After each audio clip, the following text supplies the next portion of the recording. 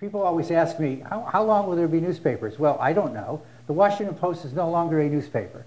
The Washington Post is a digital news medium with 80 million different users every single day in the world.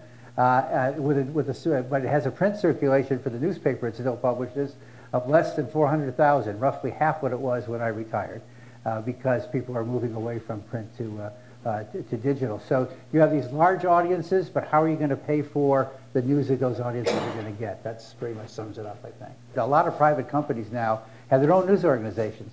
They have their own websites. They actually cover themselves. They hire reporters and videographers and so on to produce their own news.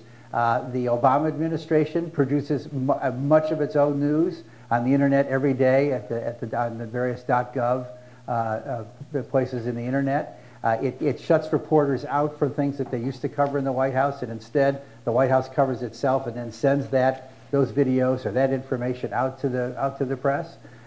So that increasingly information is being controlled not by news organizations, but by various interested parties, by self-interested parties who are providing this information, which makes it harder to tell what is truth necessarily, as opposed to what somebody wants you to think is truth. But up until that time, news anchors read the news and didn't comment on it and didn't do any reporting of their own. You see news anchors now out at the scene of things. When there's a hurricane, you see them out there in the hurricane doing the evening news. That didn't happen back then, until Walter Cronkite during the Vietnam War was concerned that the government was not telling the truth about what was going on in the war. The government kept saying, we're going to win, it's tough. Many Americans were dying. It's hard for you to imagine what it was like during that war, because even though we've been involved in these very long wars in the Middle East now, American casualties are very small compared to how great they were during the Vietnam War. We all knew, I'm speaking for myself and my generation, we all knew somebody who died in Vietnam. And so it was very searing for the American people. And the government kept saying we were winning, and whereas reporters in the field were saying that it wasn't going well at all. And that the commanders on the ground and the soldiers on the ground were telling them it wasn't going well. And Cronkite decided he needed to get to the bottom of this. He needed to figure out what was going on. And so he actually, and there was a so-called Tet Offensive in which throughout Vietnam, the Viet Cong and the North Vietnamese attacked many locations in Vietnam and caused a great deal of damage.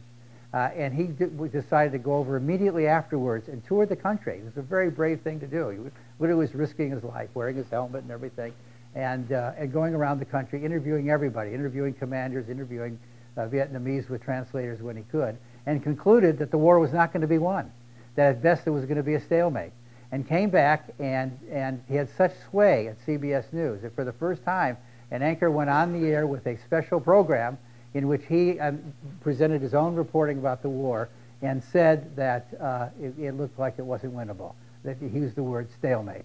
And within a month, President Johnson, who had been prosecuting a war that he knew he was losing but was telling the American people he was winning, announced to the American people in a huge surprise that he was not going to run again for president. And he always said afterwards that when he lost Walter Cronkite, he lost the war. So this was a turning point for the American news media, which up until that time had been in sort of lockstep with the government. Occasionally, there were ways in which there were some occasions in which the news media might report something the government didn't like. But by and large, the news media was very attached to the government, very, very much a government mouthpiece in a lot of ways. And that began to change with the war when the correspondents on the ground saw the government was lying about the war. It changed with the Pentagon Papers, when first the New York Times and then the Washington Post published them, and then when the government tried to stop us and the Supreme Court ruled 6-3 that you cannot stop prior publication of anything unless there's a very high bar. You have to clear a very high bar of being a danger to the nation, so-called prior restraint. And then came his reporting on Vietnam. And that was the beginning of a watershed era during the 60s and 70s, including the civil rights reporting and other ways, in which the media went from being essentially reporting what the government told them to investigating what is the government telling us, and doing its own work, which then led us to Watergate.